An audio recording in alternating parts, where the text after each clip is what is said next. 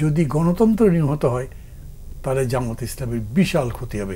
সেই বড় ক্ষতি আমার হবে না, অত বড় ক্ষতি এমনকি বিএনপিরও হবে না, কারণ তারা তাদের রাজনীতির ধারাটা রাখতে পারবে। কিন্তু জামাত যে রাজনীতি করে সেই রাজনীতির ধারা যা বিকশিত হচ্ছিল সেটা একদম নির্বাপিত হয়ে যাবে। আমি ডেফিনেটলি জামাত করি না, ওটার সাথে অনেক ডিফারেন্স আছে।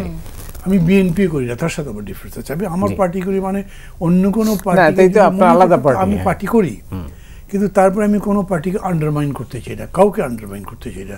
আমি মনে করি ডেমোক্রেসির একটা বড় শিক্ষা হচ্ছে আপনাকে অবশ্যই অন্যকে মানে শ্রদ্ধা করতে হবে, ভ্যালু দিতে শিখতে হবে।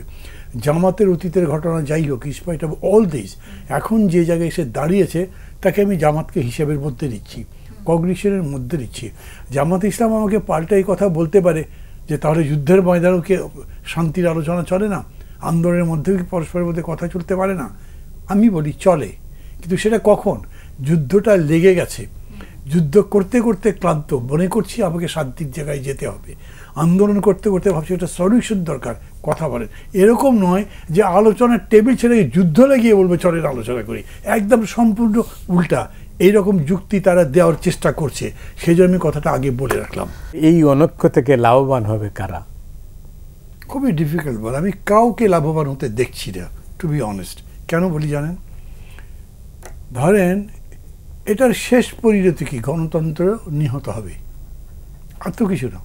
গণতন্ত্র যদি নিহত হয় তবে এই জামাত ইসলামী যারা রীতিমতো অন্ধকারের শক্তি ছিল, গুপ্ত রাজনীতি করতে হতো, তারা সুযোগ পেয়েছে প্রকাশ্যে আসতে, এবং তারা বহু জায়গাতে অ্যাপ্লডেড হচ্ছে।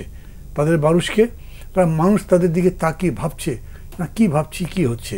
ইয়াং জেনারেশন আগের ইতিহাস জানে না, তারা মনে করতো আগে কত কি হয়েছে, এই আমাদের বয়সে যাচ্ছে, তারা তো রাজাকার ছিল না, তারা তো আমাদের সাথে ছিল, অনেক পজিটিভ জিনিস গড়ে উঠছে, তাই ডাকসুতে জিতেছে। কিন্তু যদি গণতন্ত্র নিহত হয় তাহলে জামাত ইসলামের বিশাল ক্ষতি হবে।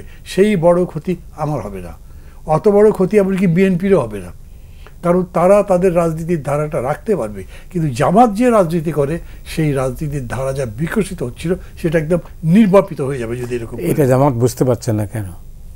আমার কাছে খুবই অবাক লাগছে, বিশেষ করে আমি যখন আজকে এই প্রোগ্রামটা ডিক্লারেশন তাদের পড়লাম বা জানলাম, তখন আমার হচ্ছে এটা কীভাবে হতে পারে। আমি আরও একটু বলি, আমি নাম বলবো না, কালকে জামাতের এক নেতার সঙ্গে ওখানে আমার কথা হয়েছে।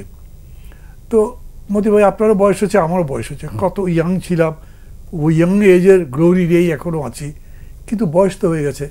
জামাতের নেতা আমাকে বলছেন, ভাই আপনি এখন আমাদের সবার মুরব্বী, একটা উদ্যোগ নেন। কেন আপনারা করছেন কি ভাই, প্যাঁচ আপনার লাগাচ্ছেন, আমি কি উদ্যোগ নেবো? বলো না না না, আমরা কোনো প্যাঁচের মধ্যে না, আপনি উদ্যোগ নিলে নিশ্চয়ই সমাধান হবে। আমি মনে মনে চিন্তা করছিলাম যে কথা বলবো উভয় পক্ষের সাথে, বিকজ মানে এখন আমার এই একটা অবস্থা আছে যে কথা বললে হয়তো তারা আবার কথা শুনতে রাজি হবে, কিন্তু এই প্রোগ্রাম দেখার পরে ভাবলে কথা কি বলার আছে।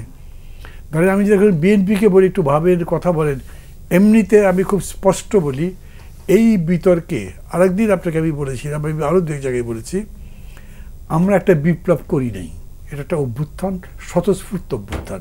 বিপ্লব হলো সেইটা যেখানে বৈপ্লবিক ক্ষমতা দখল হয়, এটা বৈপ্লবিক ক্ষমতা দখল হয় নাই, এটা একেবারে কনস্টিটিউশনালি আপনি ক্ষমতা নিয়েছেন। তারপরে আবার বিপ্লবের লাইনে যাওয়া এত সহজ নয়, বললেই হয় না। আপনি কনস্টিটিউশন রেখে সব বৈপ্লবিক ডিক্লারেশন দিয়ে দেশ পরিবর্তন করবেন, তাহলে কনস্টিটিউশন কেন? আপনি আবার যখন কোর্টের কাছে যাবেন, কোর্ট সবগুলো বাতিল করে দেবে। এই সমস্যা তো আছে। এমনিতে একটা বৈপ্লবিক পরিবর্তন কে বিরোধিতা করে? যদি মনে করে এটা গুণগতভাবে অনেক বড় জিনিস হলো, কিন্তু সেটা যদি আইনের মধ্যে সিদ্ধ না হয় তাহলে সেই জিনিস আপনি টিকাতে পারবেন না। সেরকম করে যদি তারা ভাবতেন, তাহলে এই যে পিআর ছাড়া হবে না। ইলেকশন কমিশন কি বলেছেন? সিইসি বলেছেন এটা তো আমাদের কোনো বিধানের মধ্যেই নেই, কীভাবে আমি পিআর করব? পিআর যদি ন্যাশনাল উইল হিসেবে আসে সেইটা যেতে পারে, কিন্তু ন্যাশনাল উইল তো হচ্ছে না। মোর দ্যান 50% or 50%ই ধরেন, তারা এটা চায় না, বা অনেকে বলে আমি বুঝি না এটা কী করবো, কিন্তু ওইটা করবেন। এইসব দেখে আমার মনে হয় জামাতের অনেকগুলো কাজ দেখে হয়তো আপনার ভালো লাগবে, কীভাবে তারা আবার অত বড় বিপর্যয়ের মধ্যে থেকে ফিরে আসছে। তো তারা আবার মনে হচ্ছে ইচ্ছে করে আবার আগুনের কুণ্ডের মধ্যে ঝাঁপ দিচ্ছে তারা। আই এম সরি যে আমাদের বন্ধুরা আমাকে খুবই ভুল বুঝবেন, বাবা তুই এত বড় পণ্ডিত করতে করি, আমাদেরটা আমরাই বুঝবো, তারাই বুঝুক। বারবারই কিন্তু এই ধরনের ভুল করে থাকে। হ্যাঁ, আমি বলি তারাই বুঝুক, কিন্তু জলজান্ত দেখা যাচ্ছে। আপনি কিভাবে পারেন, আলোচনার টেবিল উন্মুক্ত আছে, আপনি সেই টেবিল থেকে বেরিয়ে বাইরে মারামারি করে এসব আলোচনা করতে বসবেন, এরকম তো হয় না।